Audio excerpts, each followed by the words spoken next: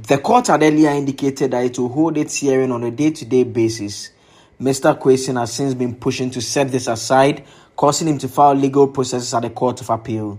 He also filed another action at the Supreme Court, making a similar request, adding that the Attorney General had failed to furnish him with a full complement of evidence to be used against him. The Attorney General, Godfred Yeboah-Dame, disagreed with this view. He pointed out that the court should proceed since no order had been issued by either the Court of Appeal or the Supreme Court.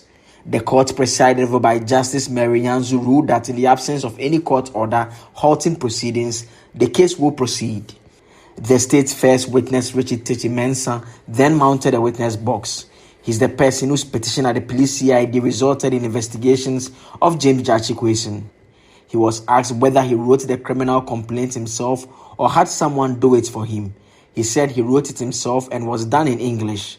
He was, however, confronted with records from the police indicating he narrated the events in Twi and the police recorded in English.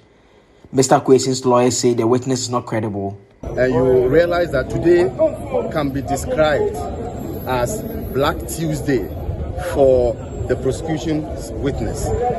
The prosecution's witness was in 6s and 7s. In fact, he swore an oath that his statement was written in English. It turned out that when he was shown his own statement, he spoke in Twi and it was recorded. That goes to the credibility of the witness. That goes to his mindset.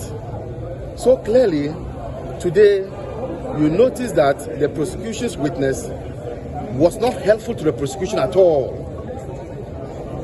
And even when he said that he had attached documents to his complaint to the police, one of the documents he said he attached was a statutory declaration of Gyakye Quayson. It turned out that there was no attachment of that sort. So clearly, the interpretation is that today the prosecution's own witness statement has been thrown to the dustbin because he couldn't even indicate that that was his own statement.